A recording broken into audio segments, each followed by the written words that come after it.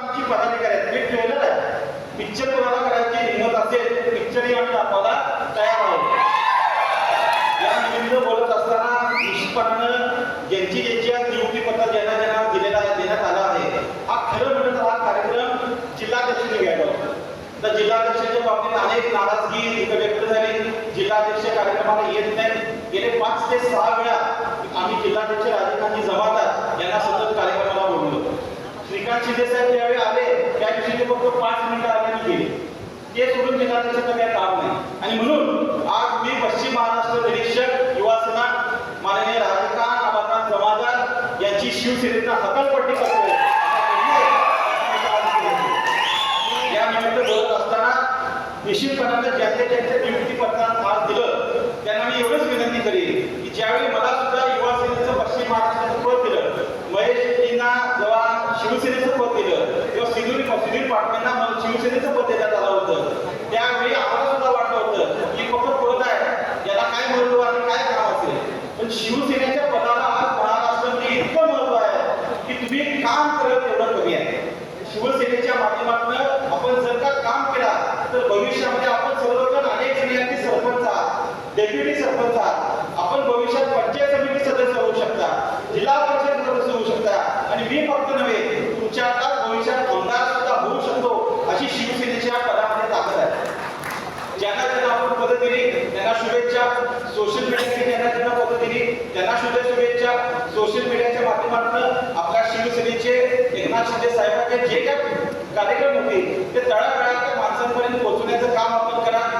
OBC प्रमुख यांनी आहेत त्यांना सुद्धा शुभेच्छा आणि त्यांना विनंती सुद्धा आहे की आमच्या लोकसभेच्या निवडणुकीमध्ये चुकीच्या पद्धतीचं नरेटिव्ह सेट करण्यात आलं की भारतीय जनता पक्ष महायुती म्हणजे ओबीसी पेशी हे नरेटिव्ह सेट केलं. आम्ही आज आमच्या पदं जी दिलेली आहेत, ओबीसी प्रमुख जी पदं दिलेली आहेत तेवढी पदं काँग्रेसच्या नेत्यांनी दिल्यात का हा माझा थेट त्याचा सवाल. जी पदं आज आम्ही दलित प्रमुख, दलित सेल प्रमुख म्हणून आम्ही गावची पदं दिली तेवढी पदं काँग्रेसच्या पक्षामध्ये महाविकास आघाडीमध्ये दिलेत का हा सुद्धा माझा थेट सवाल.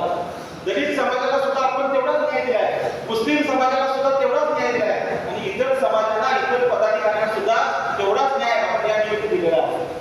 निश्चितपणानं ही जी पदांची जबाबदारी आपल्याकडे आलेली आहे ही जबाबदारी आपण समर्थपणे पेलाल अशी विनंती मी आपल्या सर्वजणांना करतोय.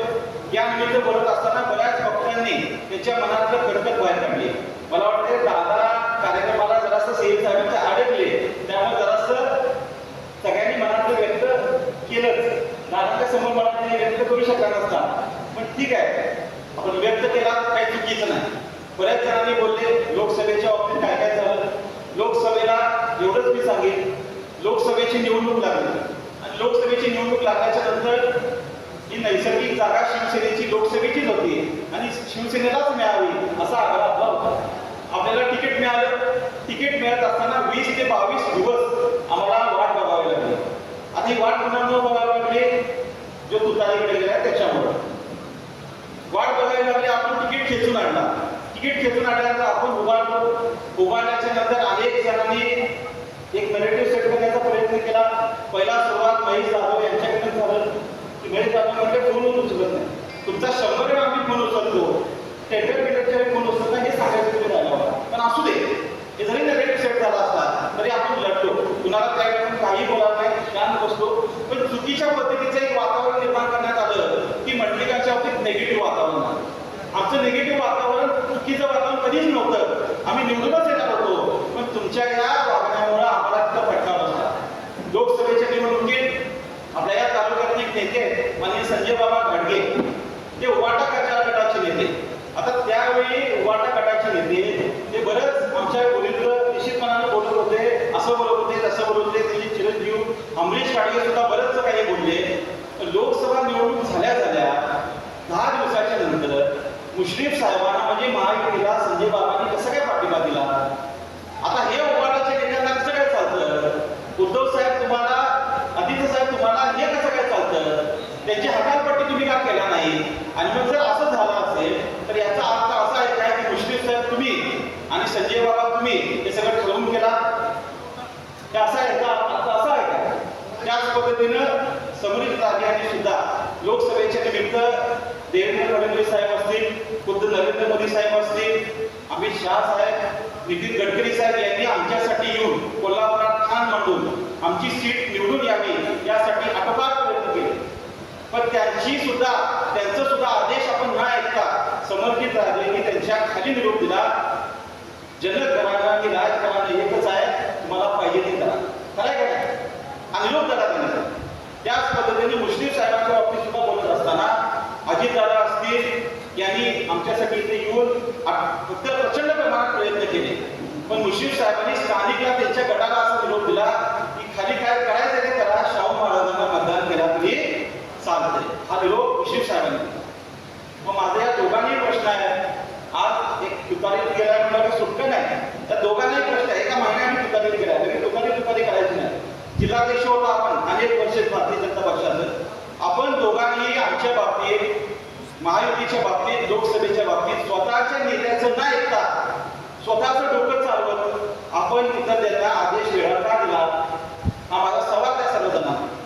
त्याचबरोबर बोलत असताना मगाशी एकाने गोकुळचा विषय काढला. गोकुळला खरं आहे, मी अनेक वेळा खासगीमध्ये बोललोय, आज मीडियासमोर आहे, कदाचित वेगळं वाटेल. गोकुळची निवडणूक ज्यावेळी लागली त्यावेळी हे खरं आहे की आम्ही पॅनल म्हणून एक भाडकांच्या विरुद्ध आम्ही पॅनल केलं. आमचं पॅनल निवडून यावं त्यासाठी मी बंटी साहेबांना 3 महिने आधी भेटलो आणि पॅनल करण्यासाठी त्यांना विनंती केली की मी पॅनलमध्ये उमेदवारी तुम्ही मला द्या नाही द्या, पण पॅनलच्यासाठी आजपासून प्रचार करायला चालू करतो. निवडणुकीच्या 3 महिने आधी प्रचार केल्यानंतर उमेदवारी ठरली, त्यामध्ये मला सुद्धा उमेदवारी मिळाली. मी 3 महिने राबलो, बाकीचे कोणी उमेदवार अजून बाहेर पडलं नव्हतं. मी राबलो, मला तुम्ही ठेवला, माझ्या आपल्याला ठेवला आणि बाकीचं सगळं पॅनल निवडून आलं. ते बंटी साहेब तुम्ही जर केलाच तर मुश्रीफ साहेबांनी सुद्धा केलं. सतीश पाटील म्हणून त्यांचे जे नेते आहेत गडिंग्लज भागातले, त्यांनी सगळीच्या सगळी मतं ही वीरेंद्र मंडलिकला वगळून मारा अशा पद्धतीचा आदेश दिला. तुम्ही कॉपचा विषय होता, त्यावेळी कॉपच्या विषयीच्या वेळी मुश्रीफ साहेबांनी त्यावेळी उद्धव साहेबांकडे माझी फाईल गेली, हा उमेदवारांचा पडला, याला संधी दिला असं उद्धव साहेबांचं म्हणणं होतं. पण मुश्रीफ साहेबांनी बंटी साहेबांनी उद्धव साहेबांना भेटून त्यावेळी सांगितलं की आम्हाला वीरेंद्र चालत नाही, कोण पण द्या, तो बोलगा नको. हे शब्द आहे त्यांचे. का हो, मी का चालत नाही? माझ्या आजोबांनी तुम्हाला आमदार केलं, 2 वेळा मंत्री केलं आणि तुम्हाला त्यांचं नातू का चालत नाही? त्यांचा चिरंजीव निष्क्रिय आहे म्हणून वीरेंद्रला दाबायचं ही त्यांची म्हणत आहे. त्यासाठी माझा पाय ओढला गेला. गोकुळात थांबवलं गेला. आम्ही कधी शांत बसलो. लोकसभेची निवडणूक आली, अनेक वक्तव्य तुम्ही काढून घ्या दोघांची. इकडे प्रचार करत असताना समरजित राजे हे म्हणत होते मोदी साहेबांच्या बाबतीत सगळं सांगायचे. मोदी साहेबांनी इतकी कामं केली, पण माणूस मोदी साहेबांनी मला वाटतं 4,000-5,000 रुपये कशी मिळवून दिले त्याचे विश्लेषण समरजित राजे लोकसभेच्या भाषणामध्ये करायचे. आणि मग आता काय झालं? 1 महिन्यानंतर तुम्ही तुतारी केला, तुमच्या स्वार्थासाठी केलाय, तुम्ही थांबलाय काय? अजिबात नाही. हेच मुश्रीफ साहेब, आपण सुद्धा असं साहेब, आपण तेच आपण इकडे येत असताना, आम्हाला मदत करत असताना हा संदेश आपल्या प्रत्येक कार्यकर्त्यांमध्ये जो दिला की तुम्हाला काय पाहिजे ते करा, शाहू महाराजांना मतदान केलं तरी चालतं. हा असा संदेश का दिला? तुम्हाला महायुतीची सीट महत्वाची नव्हती काय? महायुतीची सीट येणं, नरेंद्र मोदी साहेबांचा 400 आकडा होणं हे तुम्हाला महत्वाचं नव्हतं काय? या अशा या दोघांच्या नेत्यांमुळे त्याच्या पक्षाचं नाव खराब होतं. तुम्हाला मी खरं सांगतो, राष्ट्रवादी काँग्रेस जिल्हा यांनी आमच्यासाठी प्रचंड मेहनत केली, काम केलं, त्यांच्या नेत्यांनीही केलं. भारतीय जनता पक्षाने सुद्धा आमच्यासाठी चांगल्या पद्धतीने काम केलं. पण या स्थानिक 2 नेत्यांनी जो कागद तालुक्यामध्ये निरोप दिला त्याच्यामुळे जे 1-1.5 लाखाचं लीड होतं ते आमचं 14,000 वर आलं होतं. आता हे जी लीड मिळालेलं आहे 14,000 मतांचं, हे कुणाचं आहे? हे फक्त आमचं आहे, हे शिवसेनेचं आहे. आजपर्यंत ज्या वेळी आम्ही मुश्रीफ साहेबांच्या विरुद्ध निवडणुका लढल्या त्या वेळी आम्हाला जवळपास 8,000 मतं ते 14,000 मतांचं लीड मिळालं. म्हणजे आपल्या गटाचं मतदान आहे, आमच्या शिवसेनेचं, आमच्या पक्षाचं मतदान आहे, हे तुमचं मतदान नाही. तुम्ही जर का मतदान दिला असता तर आम्ही 1 लाखाच्या घरामध्ये असतो, कदाचित आज चित्र वेगळं असतं, आम्ही खासदार असतो आणि आम्ही मंत्री सुद्धा असतो. मग हा आमचा नुकसान तुम्ही का करा? हा सवाल माझा त्या निमित्त त्यांना आहे. त्याचबरोबर आज खरं जर बोलायचं झालं म्हणजे साहेब, खरं सांगतो तुम्हाला कागल तालुक्यामध्ये काय चाललं. कागल तालुक्यामध्ये आज वातावरण वेगळं आहे. कागल तालुक्यामध्ये मुश्रीफ साहेबांना आपण 19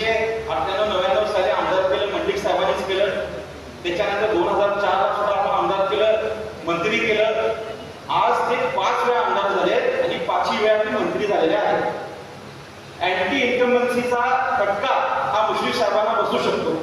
आणि त्यामुळे माझी विनंती ही आहे की मुश्रीफ साहेबांनी यावेळी थांबावं. माझ्या आजोबांनी त्यांच्याकडे बघत असताना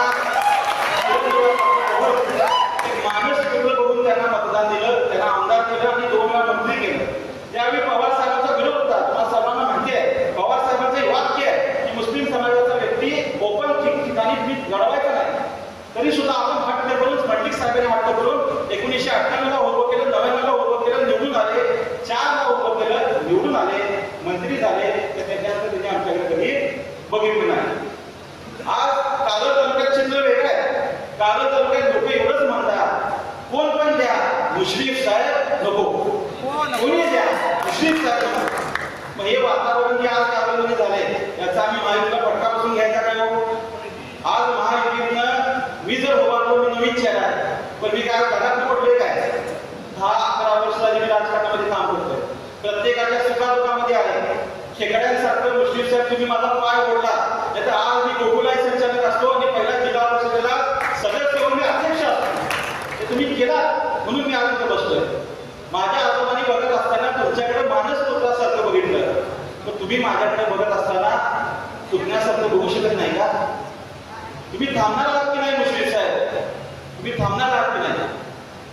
शेवटची निवडणूक आपली होती मागच्या वेळेची, आपण म्हटलात की माझी शेवटची निवडणूक आहे. आता आपण पुन्हा म्हणताय की शेवटची निवडणूक पारड्यात घ्या. पुढची आपण पुन्हा म्हणाल शेवटची निवडणूक पारड्यात घ्या. त्याच्यानंतर मला नावं मुश्रीफला उभं करा. अहो आमची परतफेड कधी करणार? आमची परतफेड मंडलिक गटाने जे उपकार तुमच्यावर केले त्याची परतफेड एकदाची करा आणि त्यातून मुक्त व्हा. हा विषय आधी निश्चितपणे विनंती मी मुश्रीफ साहेबांना निमित्त करतो. त्यानिमित्त बोलत असताना अनेक विषय राहून गेला. मंडलिक साहेबांचा फोटो हल्ले दोन्ही नेते त्यांच्या बॅनरवर टाकतात. जसं आमची परवानगी घ्यायला लागते, सही घ्यायला लागते. दोघे काय म्हणतात आम्ही मंडलिक साहेबांच्या विचारांची पाहिजे. कोण म्हणते? इकडे हसन साहेब म्हणतात, इकडे संबंधित आदेश सुद्धा फोटो टाकून आमचं गुणगान करतात. अहो मग जर मंडलिक साहेबांचा फोटो चालत असेल तर त्याचा नातू का चालत नाही? त्यामुळे आता बस निवडणूक लढवायची आहे. एकनाथ शिंदे साहेबांकडे हट्ट करायचा आहे. मी काय महायुती सोडून विचार करणारा नेता कार्यकर्ता नव्हे. शिंदे साहेब म्हणतील तसं तुम्ही करेल, पण शिंदे साहेबांपर्यंत हा संदेश तुम्ही आम्ही सर्वजण पोहोचूया. अजितदादांना सुद्धा सांगूया तुमच्या नेत्यांनी कागदमध्ये जे केलं लोकसेवा ते करायला नको होतं. समर्थ राजेंना सुद्धा निरोप देऊया. आज जरी तुतारी करत असशीला तरी लोकसभेला बरंच काय काय तुम्ही केला हे तुम्ही करायला नको होता. केला असता तर आज आम्ही नीट बसलो असतो. तुम्हाला पाठिंबा दिला आणि म्हणून आम्ही विनंती असेल आपल्याला मला उभारायचे आमदारकी पाहिजे हा विषय नाहीच आहे.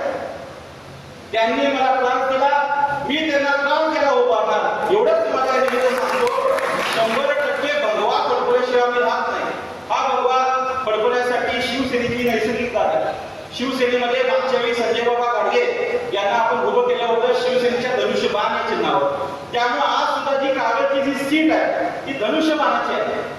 2 नंबर आला भारतीय जनता पक्षाचा विषय आणि राष्ट्रवादीचा संबंध सुद्धा नाही. त्यामुळे माझी विनंती असेल की धनुष्यबाणाची सीट नैसर्गिक सीट आम्हाला मिळावी जेणेकरून आम्ही पुन्हा या कागद तालुक्यात धनुष्यबाण फडकू.